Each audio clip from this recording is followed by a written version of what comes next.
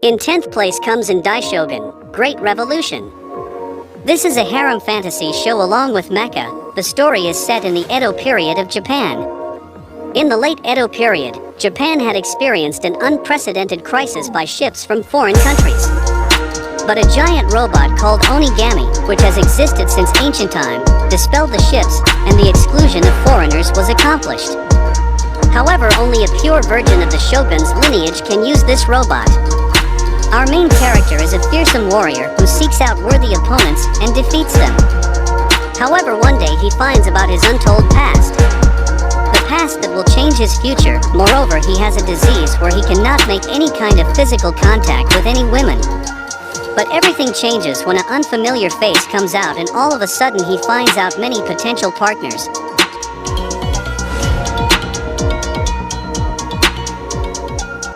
In 9th place is Invaders of the Rokujiyama. The plot of this anime involves many different girls invading apartment 106, a place in which our main character lives. For one reason or another, everyone seems to have great affection for this particular building.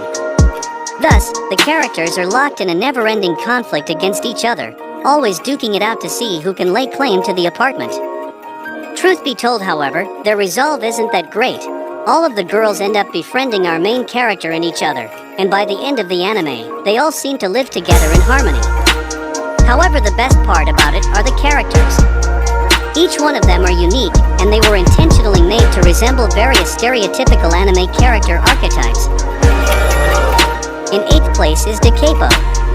Decapo is a very old series which started airing in 2003. However, the one I'm particularly talking about is Decapo 3. It was originally a visual novel which was later adapted into an anime. The story is set in a mysterious island where spring is eternal, grows a particular large cherry blossom tree. This cherry blossom tree never withers, and is said to be able to fulfill any wish. The island itself is shaped like a crescent moon, but more important, the setting has many mysteries.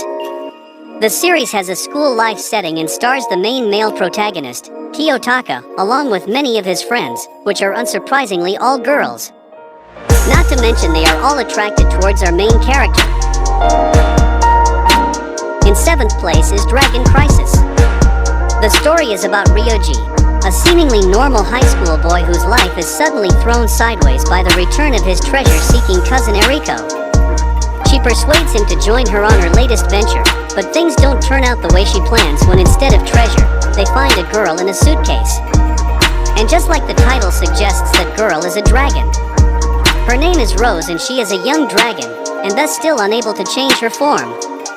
When Ryoji was younger, it was he who found Rose when she hatched.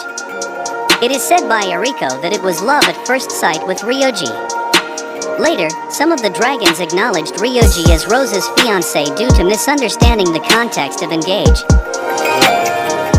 In 6th place is Odawara Romano.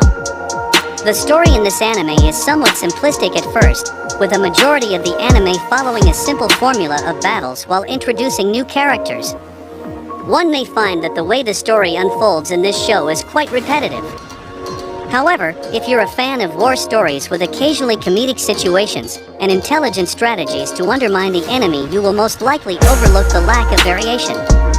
Despite what has been said, this also has a number of twists and turns, especially in the second half of the show, that should keep the viewer glued to their chairs long enough to see the story through.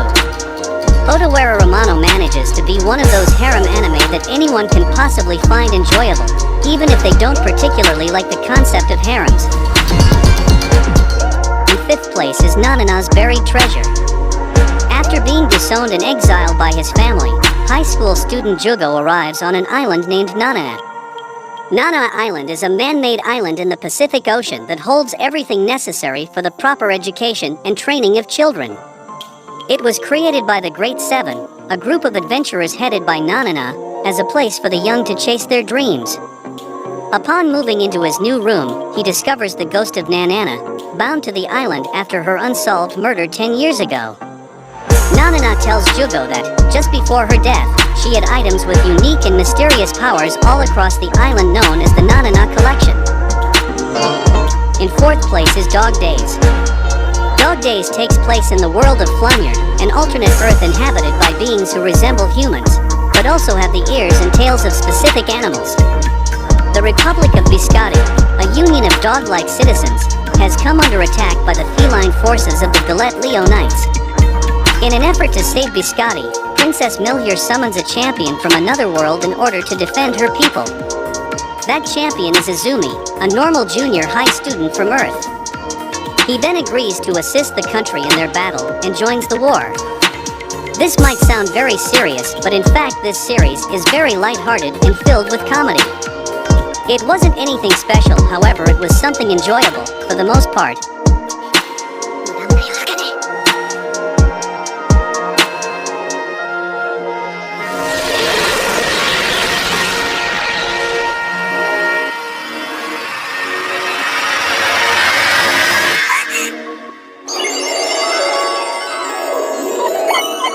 In third place is If Her Flag Breaks. Just like the title suggests, this anime has a plot revolving around flags. Not the country flags, but the imaginary flags you would see in a visual novel. The concept of flag here felt very interesting to me. Our main character has the ability to see the flags of others in their head. With this ability he can alter their fate. It made some really good comedy and also some serious parts. I really liked the concept of it, and how they demonstrated the whole thing. Although I feel like the ending was a bit rushed, but then again it's only 13 episodes. Overall, give it a go if you would like to watch a good harem show with lots of girls, and an interesting story. In second place is Dragonar Academy. Dragonar Academy is set in a fantasy world where humans live alongside dragons. Riding and taming them is a natural activity. Every person has a mark on their body that symbolizes their dragon. However, despite having a large mark on his hand, our main character, Ash, has never manifested his dragon. Moreover, he can tame and ride any dragon he wants, which isn't possible by others, since the dragons can only be tamed by their respective masters. But one fateful day, Ash's dragon awakes in full glory, but appears different than any dragon ever seen before, which is in the form of a beautiful girl. First place, as you know. This is an anime that is many different things. First of all, it's a time-traveling sci-fi anime with confusing things. Then it's a isekai/fantasy anime, and again it's also harem, and has some ecchi in it. I'm not gonna explain the story, as it is something you should experience firsthand. However, I can say I enjoyed it a lot. If you like time-traveling shows and also isekai anime, then this is something I would recommend to obviously watch. Then again, if you are here for the harem or ecchi aspect, that's present here as well. Not to mention our main character is a badass who gets laid many times and even has a kid.